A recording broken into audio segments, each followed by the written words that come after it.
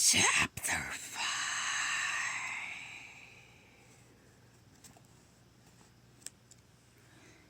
I didn't see Mr. Drew at all that day.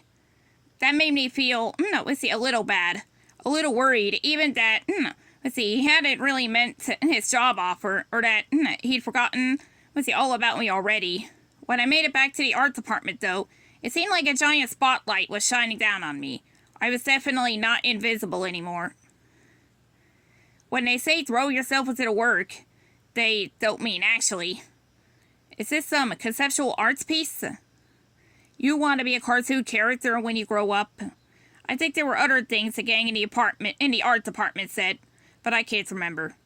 I remember them laughing. I remember my face getting hot.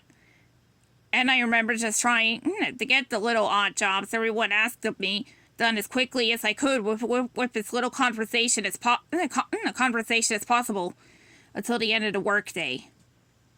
The clock ticked on. 5 o'clock, 6 o'clock. I was more than ready to go. So much for day one of the dream job. But no one told me, when the day was on, and no one around me got up. All the heads stayed bent over their desks, their pencils furiously scratching at their papers. "It's okay, buddy, you can go," said Miss Lambert. I jumped a bit. She had kind of snuck up on me. "I can say," I said. I didn't want to look lazy. I was a hard worker. "It's okay. Everyone's pushing toward a deadline, and this is your first day. Besides, it looks like it wasn't exactly an easy one." She grinned at me. I didn't know what to say or do. And I kind of did just want to run away. The thought of going outside covered in ink like this really didn't make me feel great. But I did as she said and grabbed my jacket and made my way home. I stayed very focused on the sidewalk beneath my feet. Wasn't in the mood to catch folks staring at me. It was harder to ignore the shouts from the people in my neighborhood. "Hey, buddy, you fall into a vat of chocolate there?" See, that kind of thing. I made it home and dashed up the stairs, knocking into Mr. McKenna coming out of the bathroom, that tired old towel wrapped around his waist, his belly bulging over it. "Watch it, kid!" I burst into the apartment and flew past Ma cleaning dishes in the kitchen and into my room. I came to a short stop. I'd forgotten my grandfather. He was staring in a small space, between the foot of the bed and the wall, staring at the oversized painting and the hanging there. I suppose the painting itself wasn't oversized, it was the size it was. It was just really big compared to the wall, and it dominated the room, I'd always thought. "Just need to change my shirt," I announced. But he didn't move, or even make any kind of sign. He'd heard me. Not even a grunt. "Kozula," I said. My Polish was terrible. I only knew dribs and drabs. I wasn't even sure how I knew the Polish word for shirt in the first place. Telling him, that didn't seem to do anything either. So I edged my way up to him, trying to get him to notice me. When he didn't, I finally just climbed over the bed in order to get at my dresser. I glanced up at the painting as I went by. It was a nature scene, with a mountain and trees. It wasn't really painted realistically like a photograph. More like the artist had slapped paint on thickly and had accidentally come up with the picture. I was so used to it, so familiar with every shape and every line, but I was familiar with more than the picture itself. There's also the heavy gold frame. When I'd been little, I'd asked Ma if it was real gold. "It wasn't," she said. I said, "If it was real gold, we could have sold it and gotten a new apartment, and also more food." She had smiled. "The frame isn't what's valuable." I didn't get what she meant then. But I did a few years later when Tommy Sharp told me, he'd seen in the paper,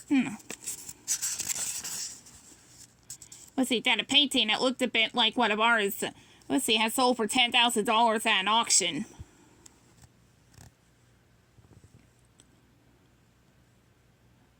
I didn't believe him, and we'd gotten into a fight about it, but I'd gone home all bruised and looked at it, and it was like my whole world had come into focus then. I noticed the other paintings in the apartment. the ones stacked above each other against the length of the wall. I noticed how they took up space all the way to the ceiling, almost like they were being stored. They were all crooked, dusty. I'd lived with them for so long, I hadn't noticed that the paintings were something to notice. Ma, we could sell those paintings, I said. We could have money. You could stop working for you. You're working yourself except for Mr. Schwartz every day. What ideas you have, she said with a laugh, getting up from the table and ruffling my hair, not like I was still a little kid and not 13. Money's important, Ma, I said, turning in my seat to watch her. Don't tell me money's important like this is not something I know. She leaned against the sink and looked at me. We aren't selling the paintings. They have value. You even told me that once, I said. Did you see the paper? No. She turned back to the sink, but she didn't do anything. She just stood there, silently. Tears don't make noise. People think they do because when people sob at stuff, they make sounds with their throat. But actually, you could cry and no one will know. But I knew. I always knew. What I didn't understand was why she was crying. My heart sank into my stomach. Is it about Pa? I asked quietly. We hadn't had a letter from him in weeks. She turned abruptly, her eyes wide and red. She seemed scared, but not in a way I can really explain. I bet you could, Dot. But suddenly her expression softened as she said, Oh, your Pa. No, it's not about him. I looked at my grandfather as I made it to the dresser and opened my drawer. It suddenly clicked in. That memory. Is it about Pa? She thought. I've been asking about her Pa, not mine. Well, let's see. She'd always been hiding something there about her family. What was he seeing in the painting? Why did it matter? What was I missing? I pulled out my shirt and grabbed my other pair of trousers and slammed the drawer closed. It wasn't fair. I didn't need this. I didn't need some mysterious old man who didn't speak English in my room. In my space. Making everything complicated. I didn't like how he made Ma sad either. She was always so happy, says when she talked about him. Why was she letting him into her life like this? Our life like this.